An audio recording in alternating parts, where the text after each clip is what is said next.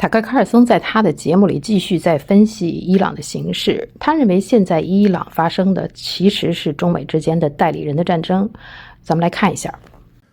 And for most of our lifetimes, there has been no question about that. The answer has been the United States. The United States sets the rules. The United States runs the world. That's been true in the western half of the world since 1945, when the U.S. emerged stronger and richer than any other nation after the end of World War II. And it's been true since August of 1991, 35 years ago, after the collapse of the Soviet Union. The United States has reigned in a unipolar world. That's what they call it. There's just one pole. There's one center of gravity. There's one power center, and that's been the United States. But that has changed over the past several years, maybe decades, certainly since China was admitted into the WTO in 2001. Now it is a multipolar world. You've heard that phrase, no doubt, and that means there are at least a couple centers of gravity. Really, there are two. There's the U.S. and the constellation of states with which it's allied, and then there is, on the eastern hemisphere of the globe, China. And China is now a peer with the United States, at least, almost no matter how you measure it. Population, of course, much bigger. Military power, well, we're not quite sure, but certainly from a technological and industrial output standpoint, at least a peer. And then on a pure economic level, well, China has a bigger economy, a bigger real economy than the United States. So yes, China is a peer. And so the question is, since you now have two countries that are roughly evenly matched, we never do know until they come into conflict, but they seem roughly evenly matched, who gets to set the terms for commerce and diplomacy and everything else that happens on the globe? Well, if you were to reach a diplomatic solution, there would be, in effect, a power sharing agreement between these two countries. You take the East, I take the West. Here are the terms. But unfortunately, no such agreement, formal or informal, has been reached for a bunch of reasons. It's everybody's fault. But one of the reasons is almost nobody in Washington can get his head around the current, present, obvious reality, which is, no, we don't run everything anymore. We are in competition, not necessarily in conflict, but in competition with this other country that's at least as powerful as we are, called China, different system, language, culture, etc., but at least every bit as powerful. And so you can't make unilateral decisions anymore. It's sort of that moment that many parents face when used to barking orders at their kids, they realize the kid is taller than them, and like it's a new relationship in some ways. You're always the parent, but you can't just bark orders anymore. That's pretty much where we are with China, or maybe a little past that, actually. And what we've noticed over the past several years is the total unwillingness, the inflexibility of Washington policymakers to just acknowledge the reality. And instead, even as we speak, there's probably some symposium underway in Washington about what will we do if China invades Taiwan? Well, of course, from China's perspective, Taiwan is part of China. It's just sort of run off for the past 75 years, but it's still part of China. That's their view.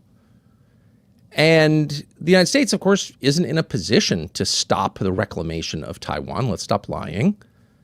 And yet only in D.C. is that not obvious, which is to say people in Washington are still acting like they're running everything unopposed, but they're not.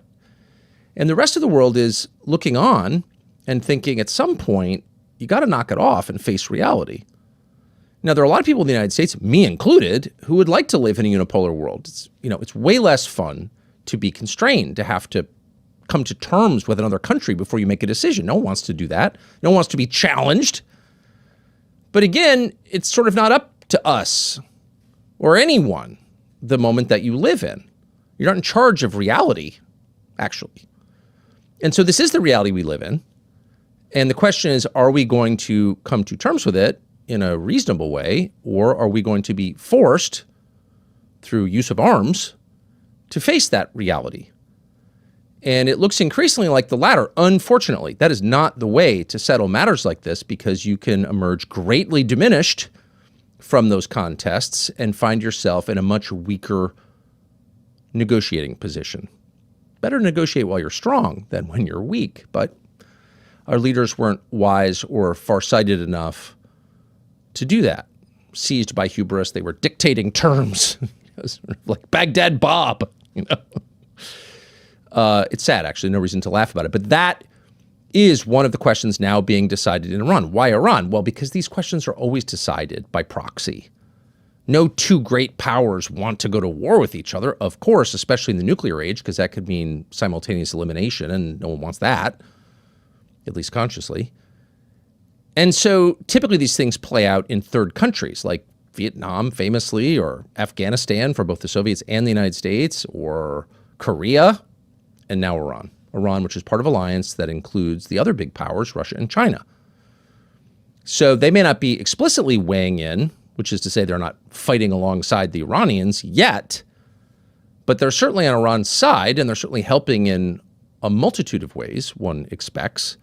And a lot for them rides on the outcome. And because it does, it makes it harder to settle this thing.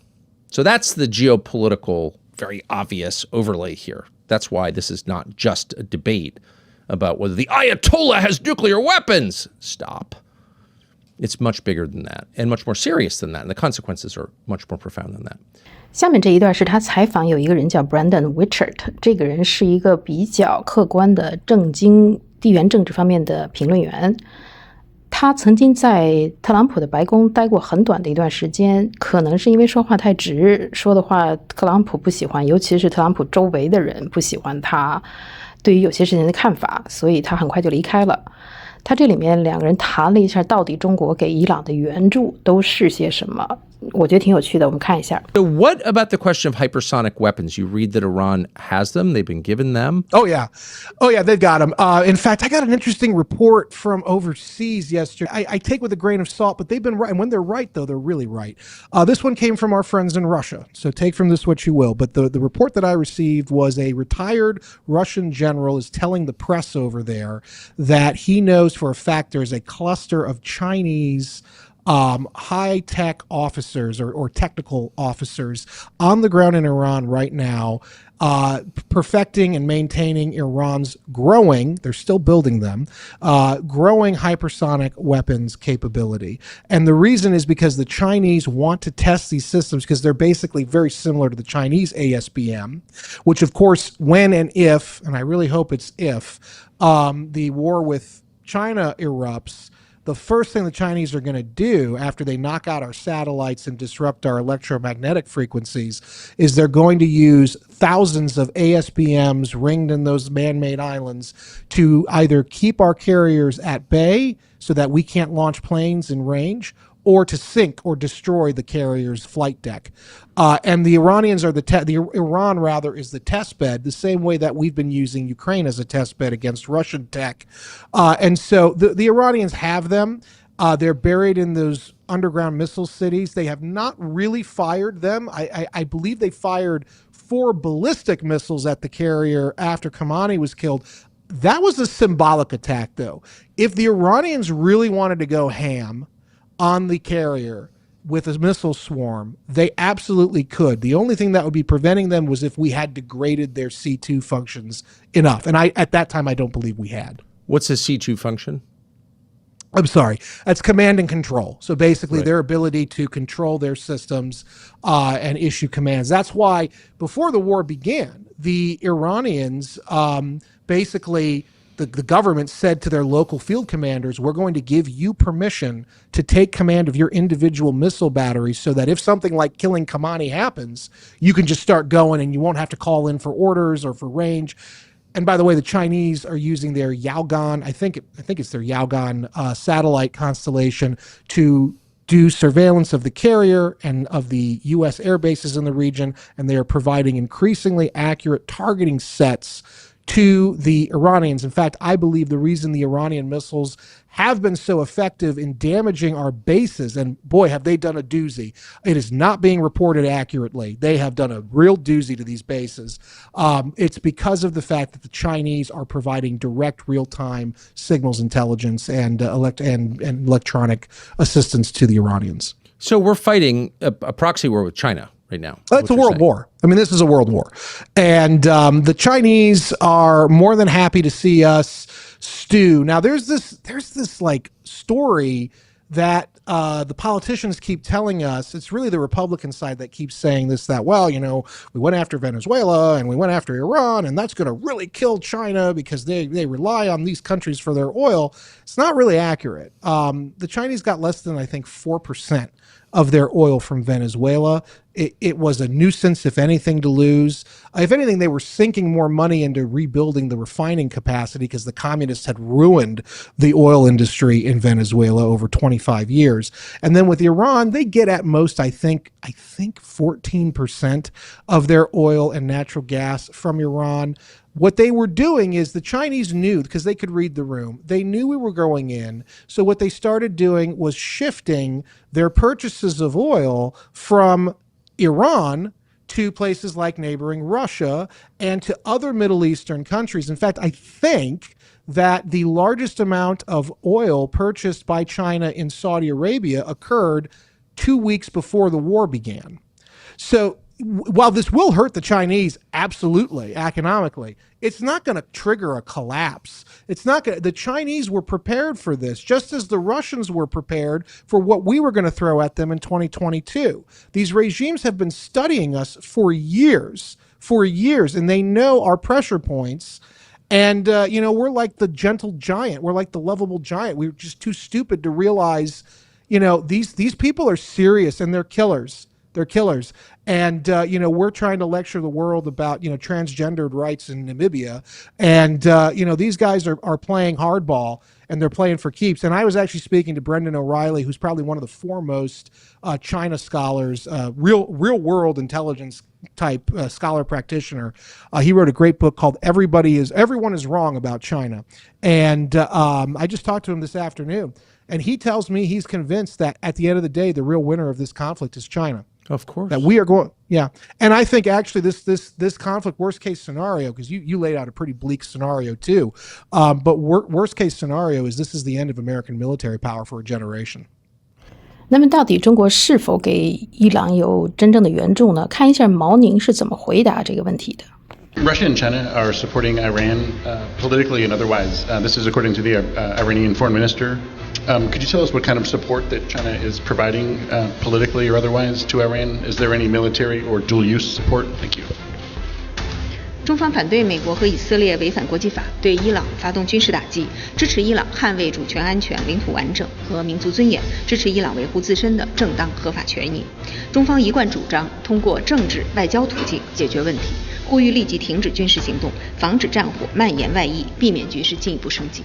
既然是伊朗的外交部长对外说中俄在给伊朗各种各样的援助，所以毛宁呢是没有否认，这是很明显的。当然他也没有具体的说，所以到底是什么样的支援呢？我觉得前头这个 Brandon Witcher 的分析的可能是有道理的。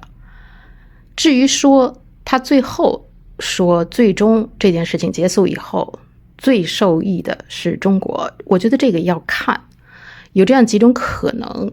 他们两个人也谈到说，其实对于特朗普来讲，现在最好的办法是赶紧宣布自己胜利了，然后就撤出，那么对他的损失不会太大。但是呢，我个人觉得这种可能性不大。虽然说特朗普以前在伊拉克战争的时候还正式的跟当时的小布什对空喊话，说你赶紧撤吧，你就宣布你赢了，赶紧撤。那么那个时候他是一个第三者，他是局外人，那个时候而且比现在年轻，我觉得他脑子还是比较清醒的。搁了现在，我觉得他可能自己是身处其中，一旦真的被大家都认为他这么迅速的撤出就是失败的表现，我觉得他很难做到这一点。这种确实是有点像赌徒，上了赌桌以后就不太愿意轻易的下来。那么这是不是就说明他就会一直打下去？我觉得这个还有一个不确定的因素，就是他的武器装备能够维持多长时间。这里面很重要的其实还涉及到中国的稀土。那稀土现在对它的控制很严，有没有可能他自己的实际的工业制造能力和稀土的缺乏会导致他最终不得不早点草草结束？我觉得这是一种可能，反而其实这样可能对他更好一点。但如果他硬要坚持下去，不管手上有多少东西，还是要打，能炸多少炸多少，然后从全世界搜罗来各种各样的武器啊、炸弹啊、防空设备啊等等。那当然所有的东西都集中过来还是能维持一段时间的，其实这个对于美国其实可能是最糟糕的一种情况，但是现在看来这种可能性的确存在。如果是这样子的话，很有可能中国是最后的赢家，因为美国今天不像美国20年前了，以前他犯的这些错误，甭管是伊拉克阿富汗还是越南战争，那个时候美国是输得起的。他输得起的原因很简单，他是世界第一强国，远远的把其他国家甩在后面。现在的美国有这样几个问题，一个是他自己的能力远不如以前，第二个，全世界现在对这件事情的确是没有什么支持他的，连他自己本国国内的士兵的士气也很低。毕竟20年前打伊拉克战争的时候，当时的理由是伊拉克它有大型杀伤性武器，它可跟911有关系等等等等。当时很多士兵还是觉得自己是在保家卫国。今天确实很少有人真的相信这件事情是伊朗对美国造成任何的威胁。很多人，越来越多的人认为这是在帮以色列打仗，所以其实士气是很低的。所以很多原因加在一起今天的美国事实上这场战争是输不起的。如果他真的陷在这个泥潭里时间太久的话，最终很有可能中国确实是赢家。我们接下去往下看，喜欢我的节目麻烦点赞、留言、转发、订阅，谢谢。